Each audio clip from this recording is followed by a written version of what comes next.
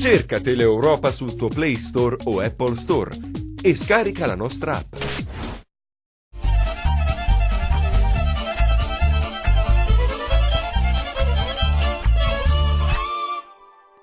Ben ritrovati, il nuovo appuntamento con Segnalibro. Il filo conduttore di questa trasmissione è il coraggio e cominciamo da una biblioteca e da un personaggio che ha difeso il patrimonio della biblioteca in periodi di guerra, quasi diventandone un vero e proprio trafficante di carta. È accaduto in Mali. L'allarme è fortunatamente in parte rientrato. La maggior parte dei preziosissimi manoscritti di Timbuktu, saccheggiati e lasciati in fretta e furia dai jihadisti messi in fuga dall'avanzata delle forze franco-maliane, è salva. I guerriglieri, si era detto, prima di fuggire ne avevano bruciati a migliaia. Così non è. Secondo fonti ufficiali maliane, il 95 degli oltre 300.000 documenti è sano e salvo. Nella biblioteca, come si vede dalle prime immagini che arrivano da Timbuktu, sono molti i testi sparsi sul pavimento, alcuni ridotti in cenere, ma la maggior parte si è salvata grazie all'operato preventivo dei curatori che, dopo la presa della città da parte dei ribelli islamisti, ha nascosto moltissime opere in luoghi sicuri. I manoscritti rappresentano un ricordo per tutta l'Africa occidentale e, come tale, la loro distruzione sarebbe stata una perdita enorme, spiega Saila Male, direttore della biblioteca, che aggiunge: stiamo parlando di un tesoro dell'umanità, ci sono trattati di chimica, di matematica e molto altro ancora. Insomma, Timbuktu aveva e ha ancora una delle più grandi biblioteche di manoscritti islamici al mondo.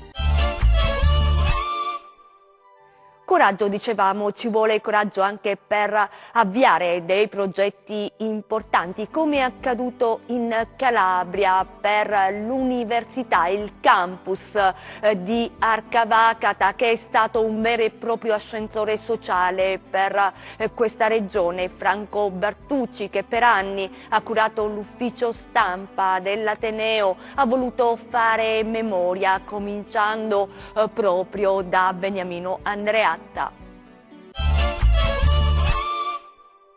Con questo libro ho voluto, per certi aspetti, rendere onore a tutti coloro che hanno vissuto l'esperienza dell'Università della Calabria.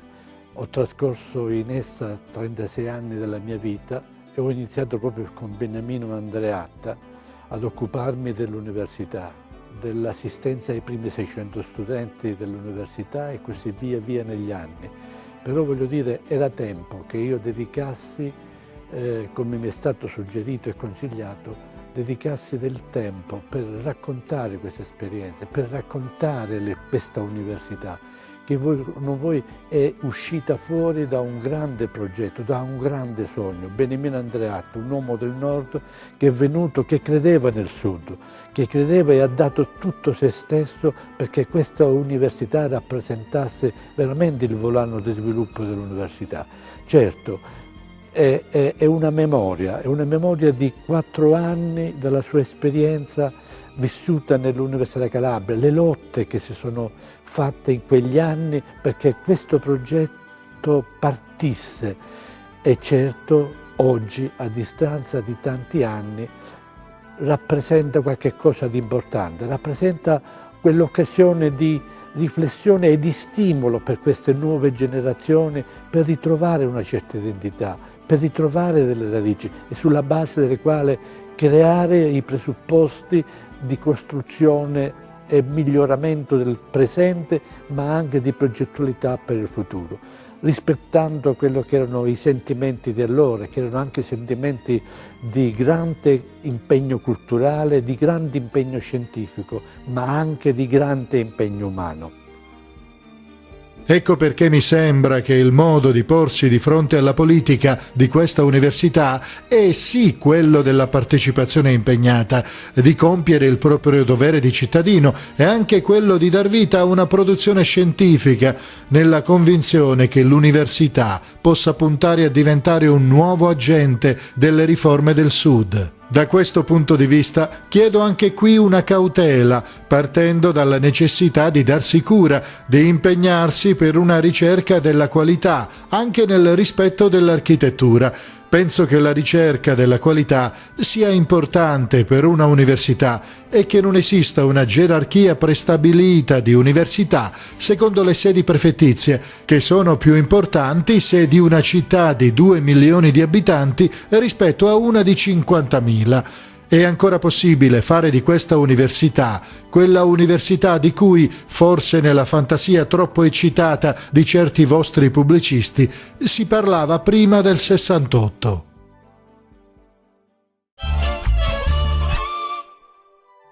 E poi c'è il coraggio dei versi, che di solito restano chiusi in un cassetto, della musicalità delle parole. È il caso del Rosso e lo Zenzero di Domenico Antonio Minasi, un autore televisivo che ha voluto raccontare le diverse sfumature dell'amore.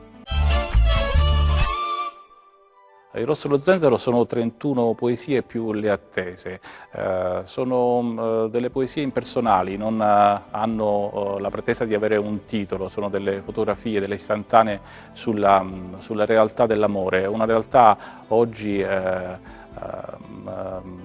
volte cruenta perché consumata velocemente, invece le attese raccontano anche i momenti che non siamo più abituati forse a vivere nell'amore, no? Quei momenti di riflessione, quei momenti dove aspettare assume un significato importante e non consumare soprattutto le emozioni velocemente.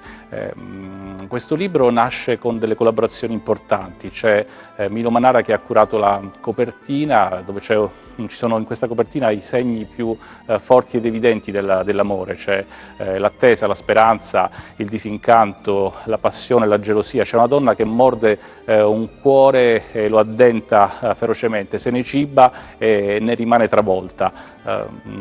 C'è anche la collaborazione di Raffaele Morelli che ha scritto la prefazione di questo libro, e di Vincenzo Mollica del TG1 che ha avuto anche parole importanti e belle su queste poesie e mi ha anche incoraggiato a pubblicarle, perché forse pubblicare un libro di poesie oggi è qualcosa di inusuale, essere un po' fuori dal tempo, fuori da tutte le lobby delle grandi case editrici, però ci stiamo provando e speriamo di aver colto nel segno, di aver raccontato dei piccoli quadri, delle piccole fotografie dell'amore quotidiano. Se altri ti hanno fatto male al cuore, che colpa hanno i miei ti amo? Passo con lo rosso per arrivare prima e buttare il fiore che ho preso per te. I petali dipingono la strada a Pua. Le pedonali sono lame che affettano il cuore. Spierò il tuo Facebook per guardarti sorridere e annaffierò con gocce di pianto le tue viole. E ancora per il coraggio, quanto ne necessita oggi in tempi di diverse piattaforme di lettura ad avvicinare soprattutto i più piccoli alla carta, quanta attenzione ci vuole per far sì che il libro diventi oggetto di culto. Ebbene, i consigli per i genitori li abbiamo chiesti ad un grande scrittore italiano, Alessandro Baricco. Secondo me il modo migliore di promuovere la lettura, i libri con i ragazzi è scrivere libri molto belli, anche farli molto belli, cioè l'editoria, come li facciamo, la carta, la copertina, come li vendiamo. Poi il contesto, il mondo in cui viviamo permette una grandissima circolazione di idee, di suggestioni, di emozioni. I ragazzi viaggiano moltissimo intorno e spesso sfiorano i libri. Se i libri sono belli, una parte di loro si ferma e comincia ad annusarli, comincia a cercare di capire cosa sono, e poi c'è anche una minoranza, come deve essere, perché alla fine è una minoranza degli umani che legge libri, non è una minoranza che poi proprio lì trova una specie di radura, di ansia che è buona per il loro vivere. Quindi direi che più che infliggergli libri a scuola oppure c'è da fare questo. Questo è anche avere una passione visibile, tipo se un padre legge molto, il figlio comunque si pone il quesito, dice, bah, forse non è malissimo questa roba qua. Quindi diciamo l'esempio, cioè se hai una passione viverla, che si veda, e poi noi che facciamo questo mestiere, farlo il meglio possibile con una cura micidiale, perché quando loro sfioreranno quello che noi facciamo ci rimarranno attaccati. E poi ancora questo spazio che sta divenendo uno spazio molto seguito, che è quello degli audiolibri.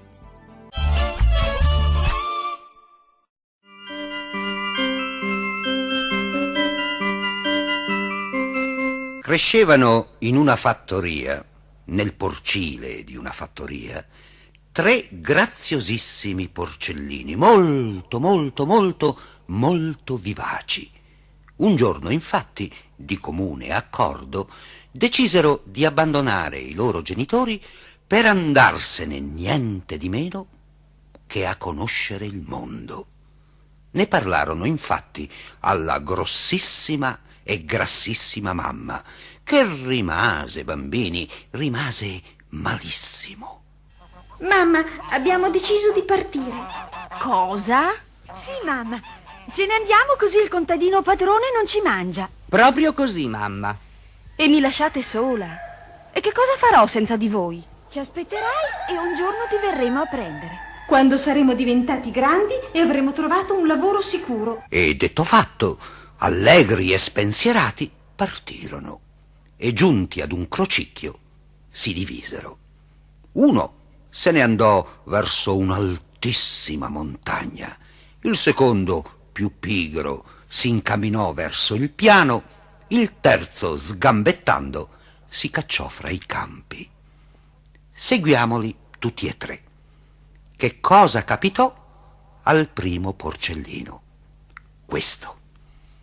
Dopo un po' di strada, ecco venirgli incontro un carrettiere che, non appena lo vide, si fermò e gli chiese: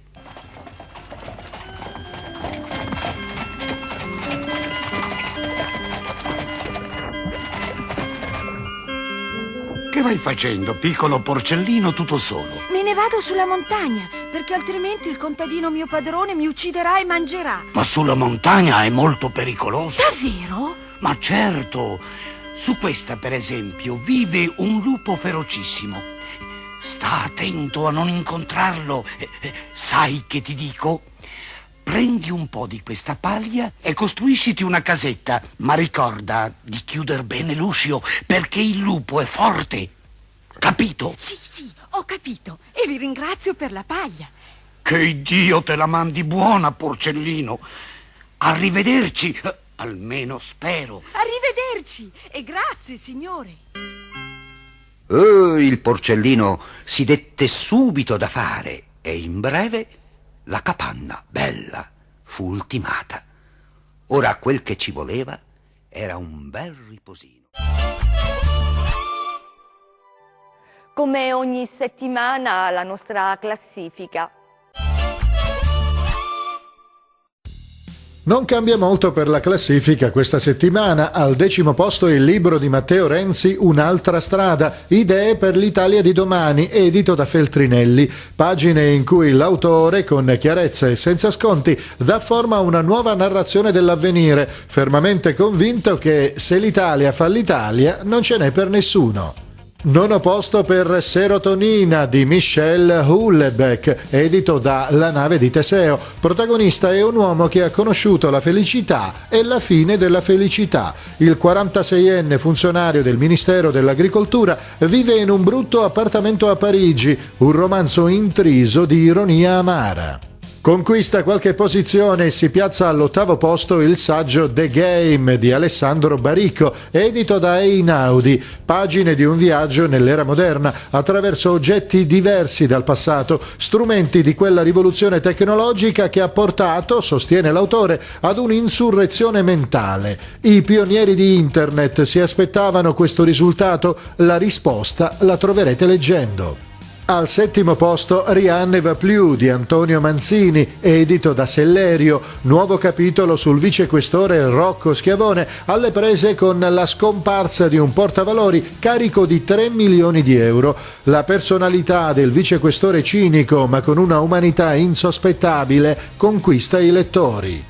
Sesto posto per Mantieni il bacio, lezioni brevi sull'amore di Massimo Recalcati, edito da Feltrinelli. Le domande di sempre sull'amore. Dura per sempre? Cosa accade quando una storia finisce? È possibile il perdono? Le risposte in 7 brevi lezioni. Massimo Recalcati scandaglia tutti questi interrogativi e offre ai suoi lettori i testi del programma televisivo Lessico amoroso. Resta saldamente al quinto posto Conversazione su Tiresia di Andrea Camilleri, edito da Sellerio. Indossando i panni di Tiresia, Camilleri, con la potenza del mito e la forza della sua narrazione, conferma l'incrollabile passione per il teatro, la formidabile cultura e ci regala un'opera unica, preziosa. Quarto posto per Gianrico Carofiglio con la versione di Fenoglio, edito da Einaudi, pagine in cui si narra dell'incontro fra un ragazzo e un anziano investigatore, un intreccio di racconti polizieschi e al tempo stesso un sorprendente manuale sull'arte dell'investigazione. Sale al terzo posto La ragazza della luna di Lucinda Riley, edito da Giunti, quinto episodio della saga delle 7 sorelle, l'avventura di Tiggy a caccia delle sue origini, l'incontro con strani personaggi, scrittura incalzante in una contaminazione di storia e fantasy.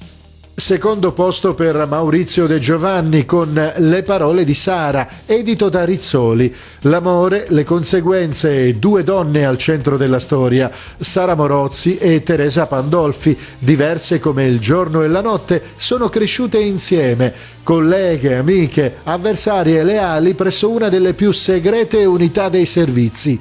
Per amore, Sara ha rinunciato a tutto, mentre Teresa ha conquistato i vertici dell'unità. Una storia avvincente. Al primo posto questa settimana L'isola dell'abbandono di Chiara Gamberale, edito da Feltrinelli, un romanzo definito profondo e coraggioso sull'abbandono, che è il dolore più profondo con cui tutti, prima o poi, dobbiamo fare i conti, ma che può rivelarsi una grande occasione per ritrovarci e capire finalmente chi siamo. In chiusura vogliamo ricordare un appuntamento che è un appuntamento importante per la Calabria intera, ossia il 5° centenario della canonizzazione di San Francesco di Paola, il patrono della regione, il santo calabrese più conosciuto al mondo. L'amministrazione comunale ha voluto redigere un calendario di eventi per far sì che Paola possa parlare ai tanti pellegrini, ai tanti turisti che affolleranno in quei giorni proprio la città. Quest'anno è un anno particolare perché ricorre il 5° centenario dalla canonizzazione di San Francesco di Paola, per cui c'è una città che si appresta a festeggiare la famosissima festa patronale del nostro santo, che è il patrono della Calabria. I festeggiamenti inizieranno il 24 aprile con un calendario di attività che finirà il 5 maggio. Ci saranno dei momenti molto importanti, tra cui 2 concerti, uno il 30 aprile con Federica Carta e un altro il 2 maggio con Anna Tatangelo. Il cartellone prevede tanti altri momenti importanti, tra cui l'inaugurazione della birra Paulaner, che è una birra prodotta dai frati minimi in Germania, e poi ci sarà anche la presentazione di un francobollo in occasione del 5° centenario della canonizzazione di San Francesco di Paola, l'inaugurazione della Casa dei Comuni, quei comuni della provincia di Cosenza che sono legati da un motivo particolare con la storia di San Francesco di Paola, mostre, ci saranno tantissime altre attrazioni proprio che serviranno ad accogliere i tanti turisti che verranno a visitare in quei giorni la città di San Francesco di Paola. È tutto, grazie per essere stati con noi, l'appuntamento resta fissato alla prossima settimana.